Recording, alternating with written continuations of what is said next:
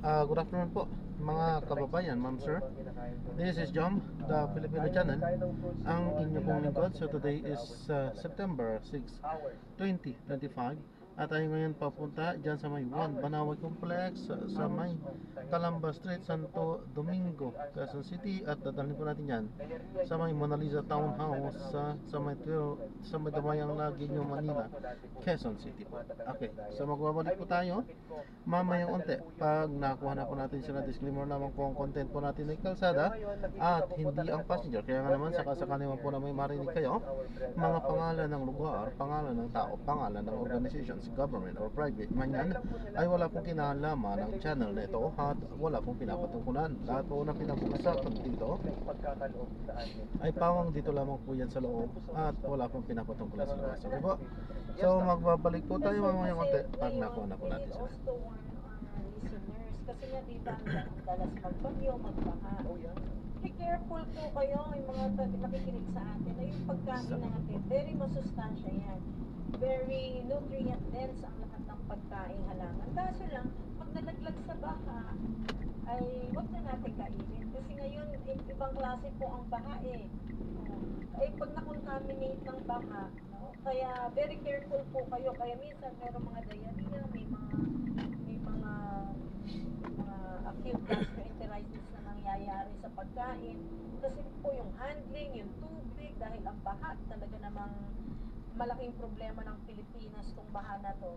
So itong pagbabaha, yung tubig na iniinom natin, very careful po tayo dyan. Kung hindi masyado sure, talagang kailangan salain, i-boil, no? Kung hindi maayos ang filtration, kung may duda kayo sa filtration nyo. So yan po, Pastor, talaga ang isa pa din na nakakapagpababa ng ating immune system. Kahit sakto yung sustansya ng pagkain, nalaglag sa baha. Halimbawa, meron kang pagkain na yung talagang manipis yung balat, talagang butas na manipis ang balat, nalaglag sa baha, ay talagang Kaya nga nung isang araw na malengke ako, talagang ini-inspection ko, sabi ko, ini-inspect ko talaga na ano ba po itong prutas nyo? Naka-elevate ba? Hindi ba nakalagay sa floor ng palengke? Diba? Kasi pag nakalagay sa floor ng palengke, tapos biglang nagbaha, hindi na nila makukuha agad-agad yung mga prutas na yan, yung mga pagkain na yan. Kaya, let's be wise enough. At saka yung nananawagan tayo sa mga nagtitinda ng mga gulay, huwag niyo pong hayaan na makontaminate ng baha, lalo pa yung mga gulay at prutas natin na nakalagay sa mga sahig lang, no? Pagpunta ka sa palengke, yung mga saba nakalagay sa sahig, nakapatong dito sa minsan dito sa may malalapit sa daan, no? Mag-ingat po tayo, so sana maging responsible ang bakada isa sa atin para yung mga gulay at prutas natin ay maalagaan talaga natin ng mainam at hindi maging factor ng, yan nga, katulad ng acute gastroenteritis na tinatawag natin, o kaya yung pananakit ng tiyan, o kaya yung pagkakaroon ng contamination. So, hindi lamang po paan natin ang iingatan natin sa leptospirosis.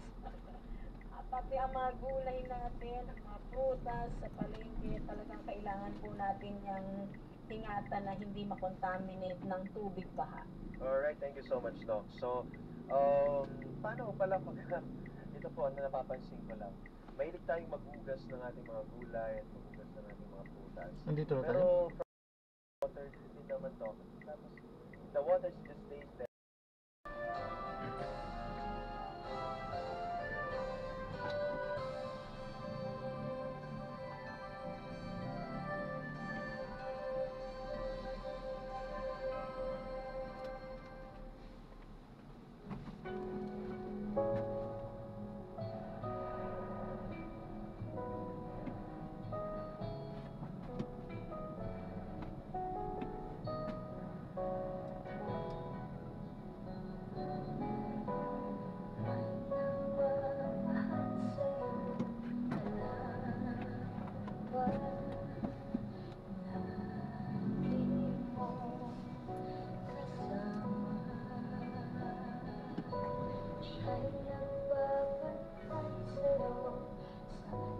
Man pumunta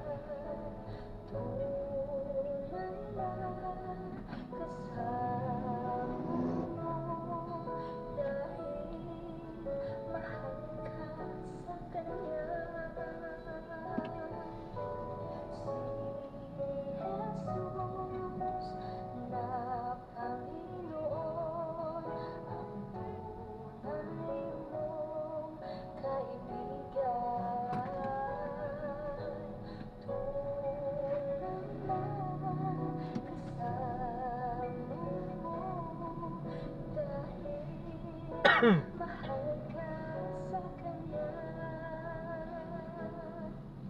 dahil mahal ka sa kanya. Alam mo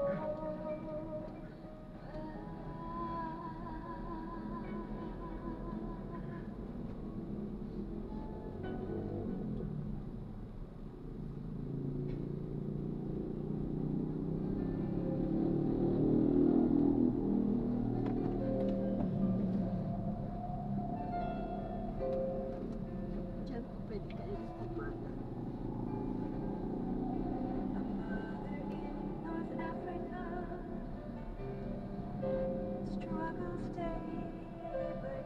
Hindi ho maliit ang kalsada dito. Hindi maliit ang kalsada. Masyadong kasi ito kumana.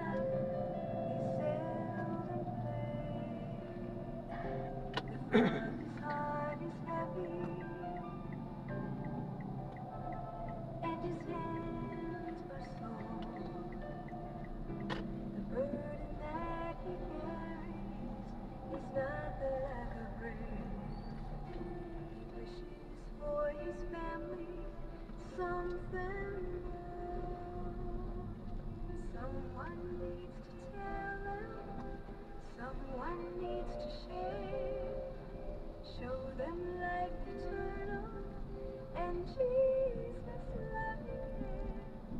Someone needs to sacrifice and let the children know. Someone needs to tell them. Someone needs to go.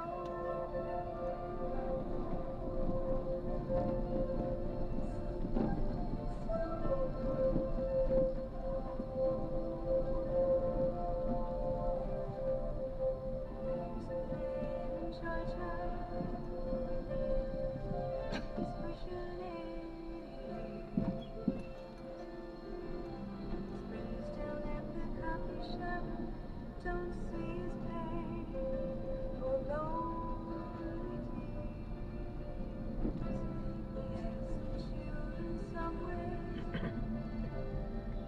so he lingers by the phone. He's afraid of dying, but he's more afraid of dying. Who will be the one to let him know? Someone needs to tell them, someone needs to share, show them life eternal, and Jesus loving care.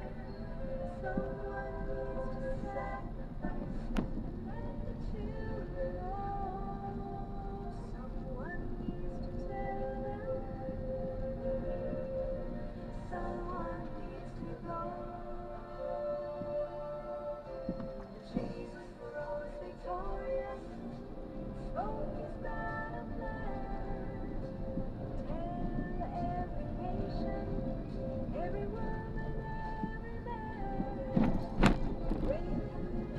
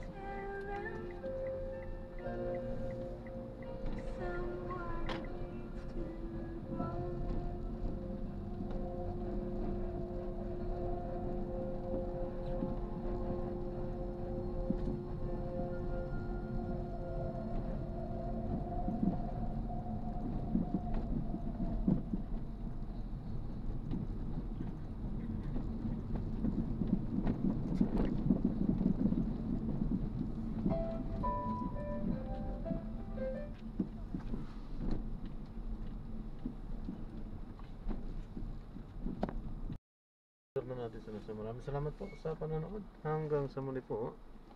Ingat po at God bless. Paalam po muna pansamantala at tayo ay gagawa na ng separate video sa ating susunod na mission. Paalam po. This is John pa rin, the Filipino Channel, ang inyong pong lingkod. Paalam po.